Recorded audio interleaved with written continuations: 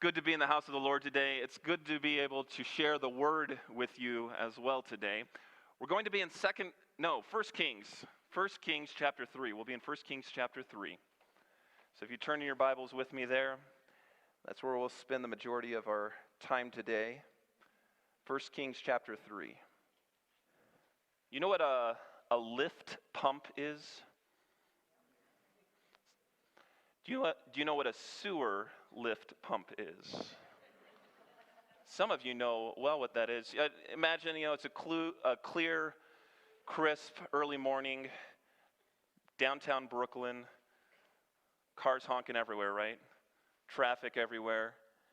And there in the middle of the street, they have the manhole cover removed and a few cones, and there's some men dressed in protective equipment, PPE. You've heard a lot about that with COVID going on. Well, this probably is a step above what your face mask will do for you. But they're having to go down into the manhole to help clear blocked sewage. But this group is a little bit different because there just happens to be a camera crew with them as well. And the tape is rolling. And so you get to go along for the ride, right?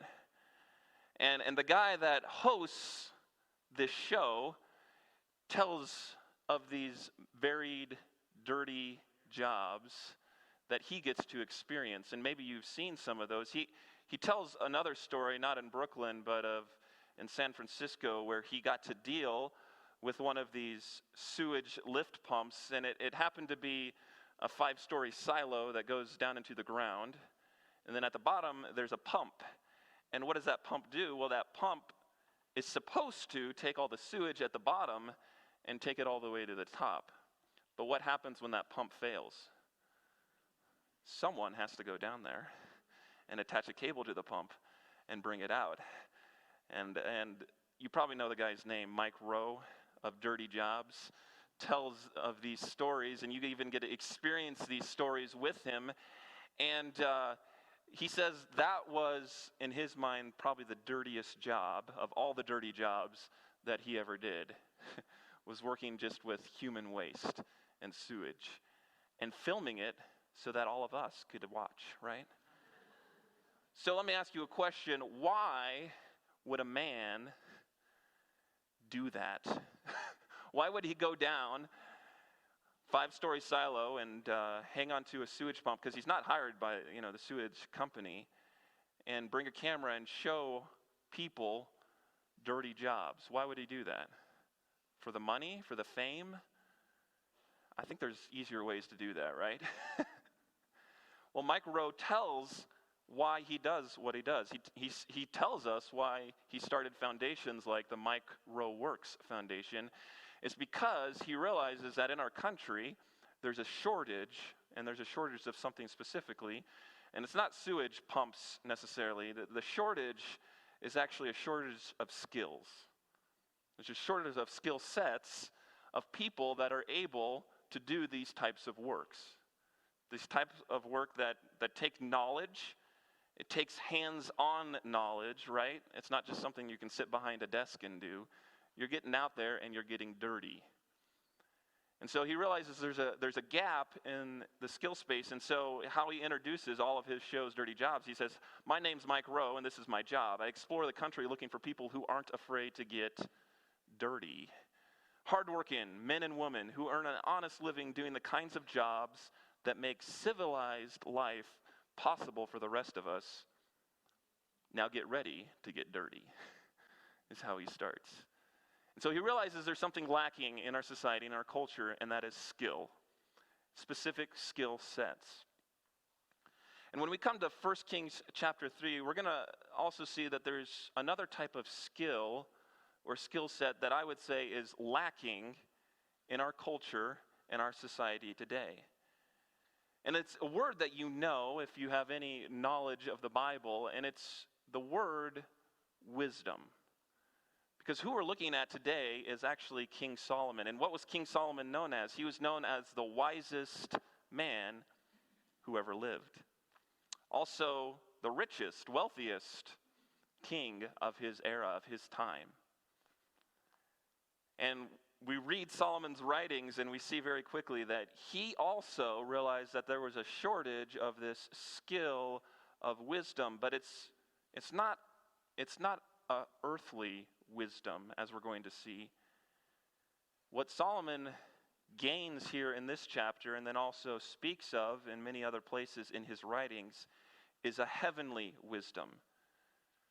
And that there's a shortage, really, of heavenly wisdom in our society today. And we could even say maybe there's a shortage of heavenly wisdom in the church, because we look at our own lives and say, wait a minute, I need to grow in this area as well. So that's what we'll be looking at today. I've titled this sermon, Heavenly Wisdom in a Heathen World. Heavenly wisdom in a heathen world. And we're going to look at Solomon's actually prayer, dream, request to God for wisdom and how God answered that. But also look at some of Solomon's shortcomings and what we can learn from those as well. So we'll be in 1 Kings chapter 3, Heavenly Wisdom in a Heathen World. So what is wisdom then? If you're going to define wisdom, how would you define it? Well, we've already talked about this a little bit, and really at its basic meaning is the word skill. And it fits right in together. In other words, remember when they built the temple, the tabernacle, all of those things, but specifically the temple, they chose skilled men, and those men were skilled or had wisdom in certain areas. And what were some of those? Some of them were gold laying or gold encoding. Some of them were the stone and masonry works that happened. And so just as its very basic sense, wisdom means that you have a skill, that you have the ability to do something practically, apply something practically. I love working with my hands. It gets me into trouble, but that's the fun thing about working with your hands. You can't make it more broke than it already is, right? Sometimes you can, but it's still fun to do, right? To at least attempt to grow in that skill. And so that's really the basic meaning of wisdom, but when it comes to biblical wisdom, or what I'm going to call heavenly wisdom today, that narrows it down even more. And it has the idea still of skill, but it's directly related to your relationship with God. And if you think of wisdom, it's really taking what you know about God, as God has revealed himself, not as you've made it up, but as God has revealed it, and then being able to apply what you know about God to everyday situations. That's wisdom, that you're taking what you know about God and applying it to really everyday situations. It's using the skill, really, of application even. So if that's what wisdom is, and that's what heavenly wisdom is, then I'd ask you a third question. Do you think there's a lot of heavenly wisdom in our world today? Let's ask just a little more introspective question. Do you feel that you are good at applying God's word to your own heart and life? Now, you don't have to answer out loud, but just want you to think of that question as we start. Are you good? Are you skillful at applying God's word to your own heart and life? And when I ask myself that question anyways, I have to take a little bit of pause and think, wait a minute, that's sometimes a little bit harder to do, right? When it comes down to the nitty-gritties of life. Sometimes you just wish, God, just reveal everything in your word, right? Tell me what job to have, who to marry, all those things. But God doesn't give us that. Instead, he reveals himself and says, use wisdom. Use heavenly wisdom to live out your life. So that's why we're looking at here then the book of 1 Kings. 1 Kings chapter 3. So that's the introduction on wisdom itself. Brief introduction on why are we in 1 Kings. What's happening right now? Well, 1 and 2 Kings, what's it about? Yes. Kings. Yes. Thankfully, it's right there in the title, so it's not incredibly hard. I remember that. Okay. So 1 and 2 Samuel, we're looking at the reigns of Saul and David. We come into 1 Kings. David is now coming off the scene, and we get to chapter 3. Really, chapter 2 is where David's challenging Solomon. And here in chapter 3, we see Solomon now coming onto the scene as king. And then the rest of 1st and 2nd Kings has to deal with prophets. It actually has a lot to say about prophets. You remember Elijah and Elisha? A quarter of 1st and 2nd Kings have to do with them. And so what do we see? There's a lot of prophetic warnings and judgments that are happening in 1st and 2nd Kings as well. Why do you think that is? In a book called Kings, why does it have so much to do about the prophets? You know, it's because the kings weren't doing what they're supposed to. It's because they quickly fell away from God. They didn't even know God, let alone how to apply God's wisdom to their lives. And so the prophets have to come onto the scene to remind them, this is what God wants of you. And so that's kind of where we're at in history. Now we're looking at Solomon, coming right after David. This is early on when he was, early in his kingship, if you want to look at that. And it says, we're going to read the first 15 verses of 1 Kings 3.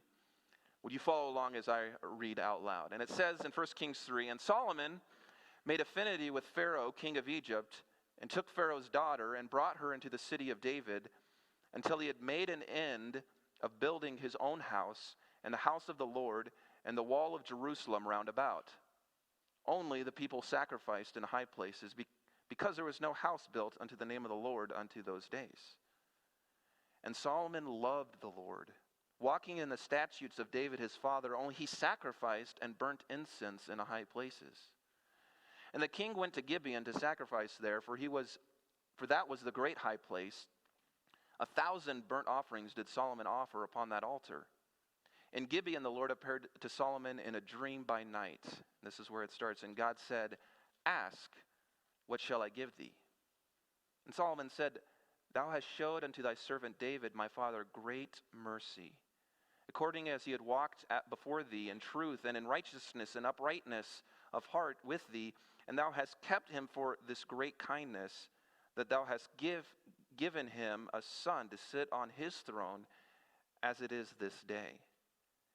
And here's his request. And now, O Lord my God, thou hast made thy servant king instead of David my father. And I am but a little child, and know not how to go out or come in. And thy servant is in the midst of thy great people, which thou hast chosen, a great people that cannot be numbered or counted for multitude. Give therefore thy servant an understanding heart to judge thy people, that I may discern between good and bad. For who is able to judge this, thy so great a people? And the speech blessed the Lord that Solomon had asked this thing. And God said unto him, because thou hast asked this thing, and have not asked for thyself long life, neither hast thou asked riches for thyself, nor hast thou asked the life of thine enemies, but hast asked for thyself understanding to discern judgment. Behold, I have done according to thy words. Lo, I have given thee a wise and understanding heart, so that there is none like thee before thee, neither after thee shall any arise like unto thee. And I have also given thee that which thou hast not asked, both riches and honor, so there shall not be any among the kings like unto thee all thy days. And if thou wilt walk in my ways, to keep my statutes and my commandments, as thy father David did walk, then I will lengthen thy days. And Solomon awoke, and behold, it was a dream. And he came to Jerusalem, and stood before the ark of the covenant of the Lord, and offered up burnt offerings, and offered peace offerings, and made a feast to all his servants. So here Solomon receives heavenly wisdom in the midst of a heathen world. We're actually going to come back to the first 3 verses. We're going to start in verse 5, and we'll come back to the first 3 verses, because the first 3 verses talk about the heathen world that Solomon was living in at the time. And that was one of Solomon's failures that we note, but we're actually going to address that then at the end. So first, I'd like to look at the humility to access wisdom. Humility to access this heavenly wisdom. That's the first point we'll look at. And this is in verses 5 through 9, where God comes to Solomon in a dream. Now, some would say this is a vision, or some would just say it's a dream. And Solomon, in God's goodness and sovereignty, God gave this opportunity to Solomon and also helped him respond in the right way, since it is a dream. But we still see in this, Solomon had a right disposition or heart towards it because of what he asked for. And to access wisdom, to access heavenly wisdom, if you want it, what is it going to take? What's it going to take for you or for me to get heavenly wisdom from God? Well, there's humility involved. And that's really, I think, what this whole section, this story shows, that God's really the one initiating and acting and doing it, and Solomon is responding just with a heart of humility. So what does that look like? Well, back in verse 5, God gives an offer. And what is this offer? It's really an offer that we would call a blank check. How would you like to get a blank check from Bill Gates? Or that way you could spend the money how you think he should spend it currently, right? Or Jeff Bezos. Those men we look at and say, they're wealthy. Their wealth is in the billions of dollars. If they gave a blank check, do you think they could follow through with it? I mean, they have the physical means to do that. Here in verse 5, imagine this, God giving you a blank check. And this is God of the universe, the creator of all. Do you think he can fulfill it? It's not just money you can ask for now. It's all of creation in God's hands.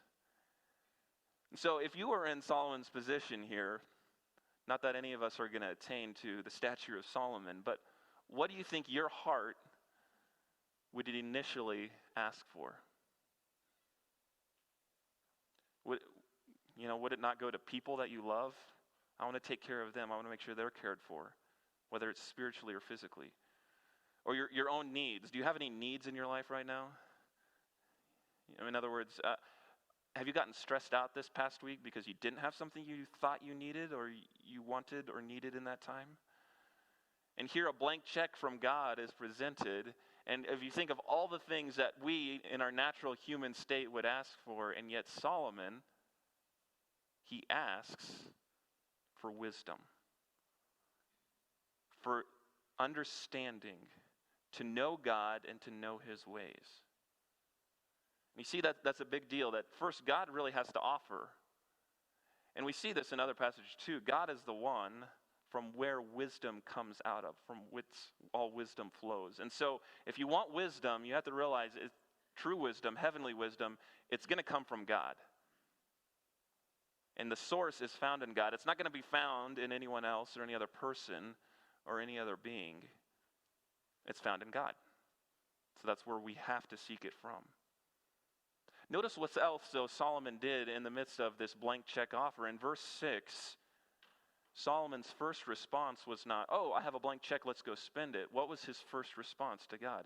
It was actually God's goodness exalted. So we see first God's offer, then in verse 6, God's goodness exalted. Immediately, what Solomon does in verse 6 is he says, thou hast showed unto thy servant David, my father, great mercy. In other words, Solomon, it's like he takes a step back and says, God, I want to thank you for your character, for who you are, for what you've done, really for your goodness to me, to my father. According as he has walked before thee in truth and in righteousness and in uprightness. In other words, all characteristics of God that David then was able to display to his son Solomon. And this is what Solomon first goes towards. So if we want wisdom, got to get it from God, but then realize that it's not just wisdom that we're after. It's really God himself that you have to be after. And we'll come back to that at the end as well. That it's his character, his goodness, his greatness that you want to know and then put on display for others to see. That's how heavenly wisdom is going to be able to work itself out in your life. And then humility, or we could also say man's insignificance is displayed. So in contrast to God's goodness, Solomon then looks at himself in verses 7 through 9, and he sees his own insignificance. He sees himself as yet a little child. Middle of verse 7. I know not how to go out or come in. So let me ask you a question. Does it take skill to open a door? In other words, on a very small level. And I would say absolutely does. And how do I know this? I have a 3-year-old in my house right now. And what do we have on all of our doors? Especially the ones leading to the garage, out back, and out front. There's not just your deadbolt. There's not just your doorknob lock. High above all of those, literally, is yet another lock. And some of them screw like up into the door frame. Some of them slide. One is a chain. But there are ones where Ezzy is not able to reach unless he finds a chair and scoots it over there. But don't tell him that, okay? Because it takes some skill to open those locks, to go out, to come in, to get through a door. And Solomon's humility here is, I'm not even like a child that I can even open the door. In other words, Lord, I have nothing. I don't even know what to do. It's almost at a place of desperation we see in the next few verses, because in verse 7, what is he in charge of? If I'm a little child and I don't even know how to go in and out, that's my power, that's my strength, that's my skill. And here's the problem, here's the issue. Multitudes and multitudes of people that I'm supposed to rule over, that I'm supposed to help, that I'm supposed to be king over, and I'm supposed to do all that? In other words, it's set up as an impossible task in Solomon's mind. So he realizes his own state, his own humility, and he realizes that there is a great task or a great problem that lies ahead. So my question for you and for me is, do you realize your own limitations? Do you realize your own weaknesses when it comes to actually knowing the mind of God? And do you realize that there is a great task ahead? You may not get to rule, I may not get to rule thousands of people, but has God placed you, put you in this life to do something, to have a task, to follow his will? Absolutely. That's why you're a disciple, a believer, a follower of Christ. He has called us all to a great task. And so there is a need for this humility and realizing it's God's offer, it's God's goodness, and I'm insignificant, even though there's a great task ahead. And so this is how we access this wisdom. It's through this type of humility that God then is able to give heavenly wisdom to his people. You know what James 1:5 says, right? If any of you lack wisdom, do any of us lack wisdom? I'll let you answer that. So there's a realization, a humility there. I lack something. Let him what? Ask of God. Not let him go search out social media and go through the comment section and find that gem that has been voted to the top as the wisdom that's going to solve everything. Not as share this YouTube video that tells everyone else how to fix the world's problems, right? No, whereas it's let him ask of God. The source there is in God. That giveth to all men liberally and upbraideth not. What is that idea of liberally? He freely gives it. Upbraideth not means he's not going to hold any grudges against you. In other words, you come to him as a meek, humble little child that can't even open a door. And if you ask, God's still going to give you wisdom. God still is going to give you that understanding, that heavenly wisdom. Because that's the promise in the end of the verse. And it shall be given him. So you want wisdom? It comes through this type of humility to access the wisdom that God offers. What does Proverbs 9:10 say? Another very familiar verse. The fear of the Lord is the beginning of wisdom. What does it mean to fear the Lord? Let me ask you a more basic question. Are you afraid of anything? Do you have any fears in your life? What does fear cause you to do? Just in its most basic sense. People respond differently to fear, right? So say a bear is charging at you. What are you going to do? Shoot it, okay? That's one way to respond to fear. I'm going to tackle this problem head on. Still motivates you to action. What's another way to respond to the bear? Play dead, right? That's what they always tell you. Cover yourself in barbecue sauce, get into a tortilla, play dead. The bears love it. Who wrote that rule? The bears, obviously, right? You play dead. That's still an action, though. It immobilizes you. Some people are paralyzed by fear, right? What would be the third option? run for your life, right? Can you outrun a bear? Can you outrun your friend if you trip them first? Okay. That's wisdom. No, I'm kidding. That's not a skill. So there's different way to respond, but in each case, fear causes you to respond to the situation, right? There's an action on your part. When it comes to the fear of the Lord, at its basic sense, really the fear of the Lord is taking God seriously. It's taking God at his word and saying, yeah, I believe it, I'm going to act on it. That's the fear of the Lord. In other words, if you truly fear the Lord, it's going to motivate you in some way. It's going to have an effect in your life. It's going to show itself in our lives when we actually fear the Lord. And Solomon is writing, that is the beginning of wisdom.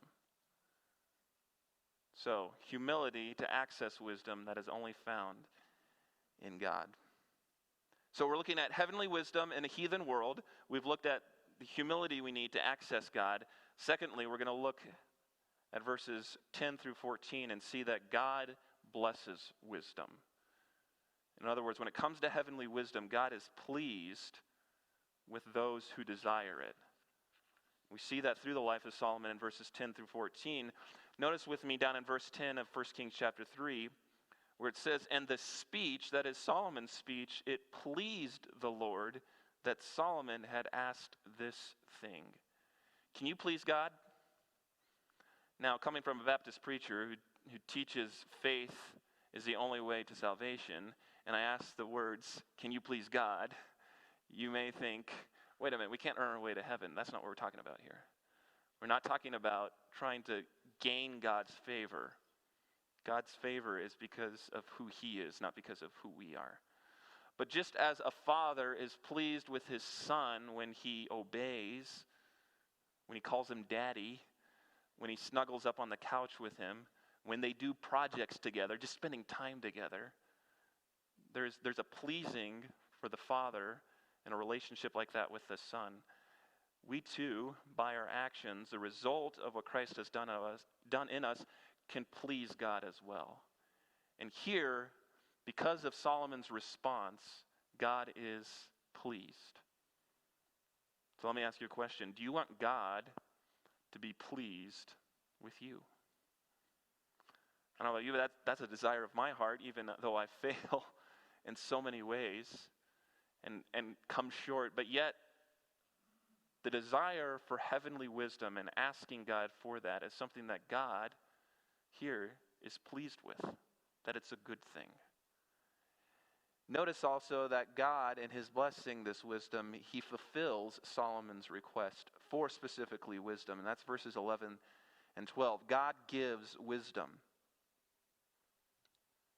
Where God said unto Solomon, because thou hast asked this thing, and not asked for who? Thyself. So God sees his heart and sees the difference between what he's asking for. It's not asking just for thyself, but really to know God and to know his ways better. Neither hast thou asked for riches or life of thine enemies. Why would a king ask for something like that? Well, take care of the enemies and a lot of your problems go away, right?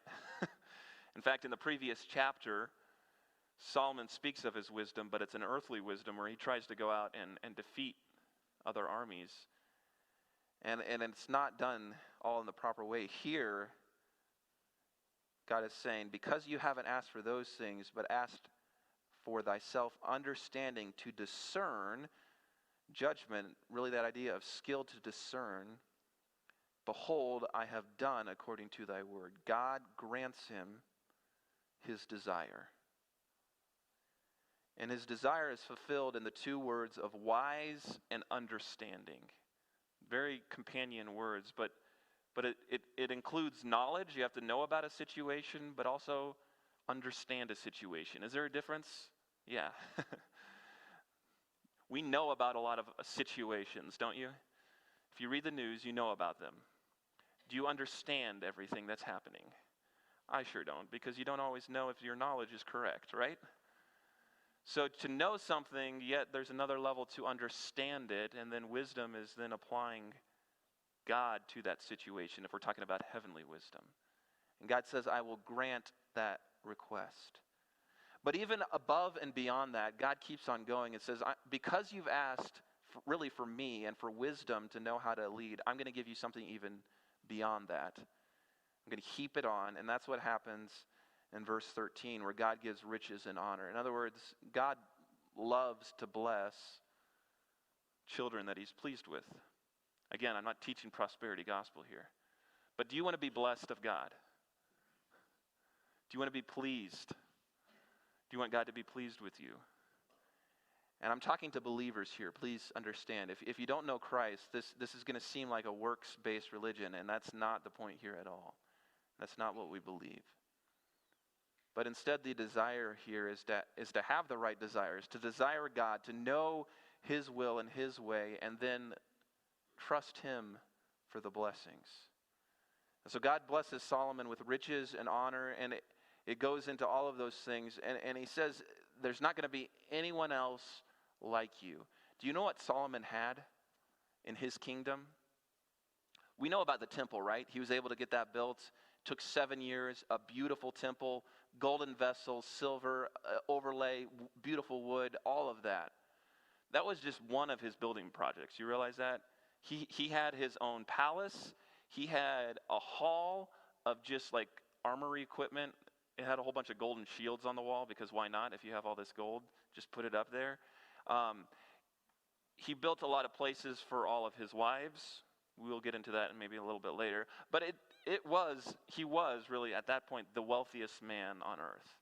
And he had then again amazing power and influence. Remember, people were also coming to his kingdom to say, did I hear right? Are you really as wise as you say you are? And then they left amazed. And this was all because of God's blessing specifically because of his request for wisdom. But notice, even in God's blessing, God gives a condition. There's an if in verse 14. Where he says, I'm going to bless you with all of these things because you've asked for me and asked in the right way and asked in humility and asked for wisdom. He said, if you will walk in my ways to keep my statutes and my commandments as thy father David did walk, then I will lengthen thy days. Did Solomon remember or heed this? Well, in some ways, throughout his life he did. We see at the end, not always. He wrote about it later, I think directly from this experience, because Proverbs 9 through 11, we already read verse 10, but listen to that whole section where Solomon writes, give instruction to a wise man, and he will be yet wiser. Teach a just man, and he will increase in learning. Notice that there has to be a righteousness and a desire for that before even wisdom. The fear of the Lord is the beginning of wisdom, and the knowledge of the holy is understanding. For by me, that is wisdom, thy days shall be multiplied, and the years of thy life shall be increased. So why do women live longer than men? We won't say who's wiser, but you've seen the Phill videos, right? You've seen the men try to climb step ladders stacked on top of each other. Or, hey mom, watch this. Final words, right? Before heading to the hospital. And what's lacking there? We often say, young men, I'll put myself in that group. That's okay, so I can talk about myself. They don't always do what? They don't always think. Because if you have kids, you've definitely gone up. Or if you've been a kid, you've probably been asked this. What were you thinking? And what is the typical male response from ages 18 to 22? Oh, no. I wasn't. And I can only say that because I worked with college guys for 8 years. And I was there myself. I don't know. I wasn't thinking. And so what happens? The years of thy life shall be increased. There's just a real practicality to it, let's be honest. If you aren't wise, you're probably going to do something stupid that may decrease your life expectancy. So there's a very practical thing there. But this is also a promise from God. And that's what I want to get at, that God is blessing this condition that if you're going to follow after me, there is blessing involved. So God blesses wisdom. So we've looked at humility is the access to wisdom, that it comes from God, and there's a humility in that. We see that God blesses wisdom. He's pleased with us, and he wants to bless us in that. Now, I can't make any promises for all the blessings God's going to give you, but he does promise to bless his children in this.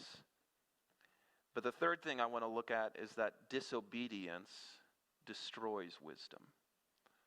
Disobedience destroys wisdom. This is back in verses 1 through 3, where if you start reading this, you think, wait a minute, Solomon, why is it talking about this in one of these passages where he's so high and lifted up? In other words, Solomon is put on a pedestal. There's none like unto thee as far as wisdom and riches and all of that. And yet, what do the first 3 verses say? It says that he made affinity with Pharaoh, king of Egypt, and took Pharaoh's daughter. That word affinity is the same word in Deuteronomy that we would translate intermarry. And what did God command of his people? Don't intermarry. Don't mix with the foreign people around you, the ones that have false gods. What else? Remember what happened in Exodus? The Exodus happened. And where were they exiting out of? They were exiting out of Egypt, of all places. In other words, God said, get out of Egypt. And Egypt, time and time again, is looked at negatively throughout the Bible and is used as a picture, a metaphor of, you don't want to be in Egypt. And yet, what is Solomon doing here? He's making an alliance with Pharaoh, with Egypt, directly. So, what is his disobedience? I'm going to phrase it this way for us. It's disobedience shows itself, and it's going to destroy wisdom, first of all, with foreign love. Now, we use that term because he was loving someone from Egypt. But you and I, it may not be, and I'm not meaning this to be someone from a different country. Not at all. The foreign nature of our love is something that is against what God has revealed in his word. In other words, we want to love something that God says, don't love that. Or we desire things or go after things that God says, no, I've drawn a line here. And notice that wisdom isn't really in play here. In other words, if you're applying what you know about God and trying to apply it to everyday situations, this starts further up the chain. And what I mean by that is this is a direct violation of a clear command of God. It's not like Solomon had to try to figure it out. Should I not? I don't know. Maybe not. I don't know how to apply this verse. No, the verse says don't intermarry people. And what is he doing? He's intermarrying. Okay, so it's very clear that his love, even though he did love God, as it says later on in this very same chapter, there was this warning from Deuteronomy that he ignored. And you know what happened? The domino effect. Guess what the book of 1st and 2nd Kings is also based out of? It's based out of the book of Deuteronomy. And God saying, this is what I want you to do. And God keeping his word. And then in 1st and 2nd Kings, all of the kings not keeping their words. And so when this book, 1st and 2nd Kings, when these books were written, most believe it was finished around the time that the Israelites were in exile in Babylon. It was actually written to them to show that God keeps his word even though man doesn't. So God is faithful even though your love to him is not always faithful. And that's what it's trying to show here through this, but also giving us a warning that when it comes to God's clear commands, he does want and expect and desire obedience. And if there's disobedience, it's going to destroy even the wisdom we have. How did Solomon's life end? Do you know that there's not much said of it, even though we make a lot about it? In other words, we're in 1 Kings 3. You go all the way to the chapter 11. So we have chapter 3, 4, 5, 6, 7, 8, 9, 10. It's not till chapter 11 that it talks of Solomon's failures. 1st and 2nd Chronicles doesn't speak at all of Solomon's failures. It just speaks of his greatness. But we come to 1 Kings 11. If you just page over there quickly. And just those first 4 verses, we see his foreign love for things that God said no to. But King Solomon, 1 Kings 11, loved many strange women, together with the daughter of Pharaoh, the women of the Moabites, Ammonites, Edomites, Zidonianites, and Hittites. of the nations concerning which the Lord said unto the children of Israel, Ye shall not go into them, neither shall they come in unto you, for surely they will turn away your heart after other gods. Solomon clave unto these in love. His desire, his heart was there. And he had 700 wives, princesses, and 300 concubines, and his wives turned away his heart. Way too many to deal with is all I have to say. We're going to move on from that. Parents, you can explain that joke later. For it came to pass when Solomon was old, so it notes that this is at the end of his life now, and what we're looking at is at the beginning, that his wives turned away his heart after other gods, and his heart was not perfect without the Lord his God, as was the heart of David his father. So love, what we love, can lead us either away from God or to God. And that's the warning here. Remember what Christ said, Matthew 6:21, for where your treasure is, there will your heart be also. So the question then for you and for me is, what do you love? Who do you love? Because you can get wisdom. God in his graciousness can give you wisdom if you ask for it. He can reveal himself to you. You can apply it to your life, and then you can forget about the very God who gave it to you because of your love for other things. So the warning here is be careful what you love. That wasn't his only downfall. It ties right into that, as we see. If you go back to chapter 3,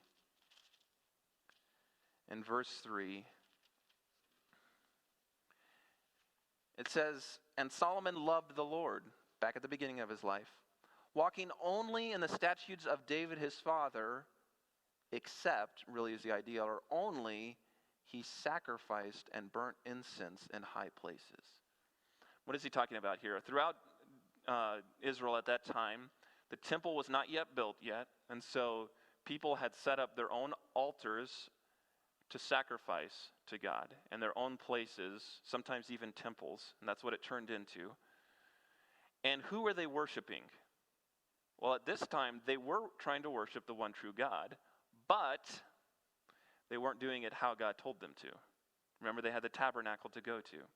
What did these places turn into?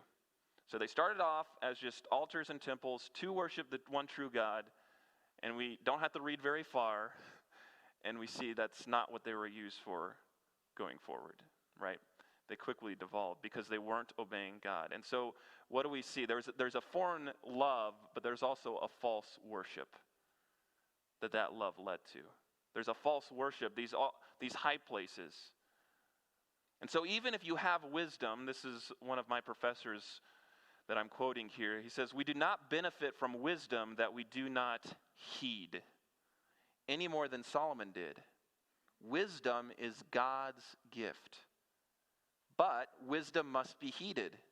In other words, you can get wisdom, but ignore it. To rely on God's gifts themselves without relying on God himself in the use of these gifts is presumptuous, dangerous, and even idolatrous. In other words, if our focus and our love is not going to be directed towards the one who's giving us this wisdom, our worship is also going to be off. And so, in all of this, the question is, what or who do you worship? What captures your attention? What consumes your thoughts? Now, there can be good things that God has given you that you can praise him for.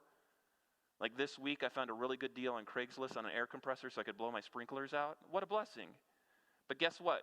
One day my house is going to burn down or fall over, and that air compressor is going to rust out, and there's going to be nothing left. So yes, I thank God for that little thing, but I have to remind myself, that's not really what's important. That's not what I want to worship. So as we close, I want to leave you with these thoughts. If we're going to have heavenly wisdom in a heathen world, humility is the access to that wisdom. God blesses it when we do ask him for wisdom Disobedience, though, is going to destroy that wisdom. So what do I need? What do you and I need? We need humility. We need God's blessing. We need to be walking in obedience with love. We need God himself. And Colossians speaks much of this when we ask the question, where do I find it? Where am I going to find wisdom? Because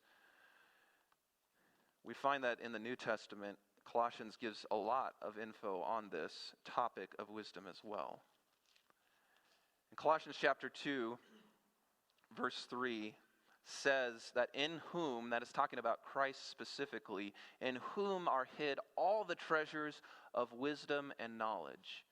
In other words, if you want this heavenly wisdom, Christ is where you need to go. Christ is the one that you have to have a relationship with. That's where it's going to be found. And then, therefore, in the next chapter, the admonition is to also find this revealed Christ in his word. Colossians 3, 16 and 17. Let the word of Christ dwell in you richly in all wisdom, teaching and admonishing one another in psalms and hymns and spiritual songs, singing with grace in your hearts to the Lord. And whatsoever ye do in word or deed, do all in the name of the Lord Jesus, giving thanks to God and the Father by him. So wisdom is found in Christ. Christ is revealed in the word. Make sure that your love and your worship are aligned to him and his ways. And then don't go about wisdom like the world does. Humbly ask God for his wisdom. Not your own, not others. Do you want heavenly wisdom in a heathen world? Solomon gives us both a positive and a negative examples of how to go about that. So may the Lord help us even this week to live a life where we're seeking him and his wisdom.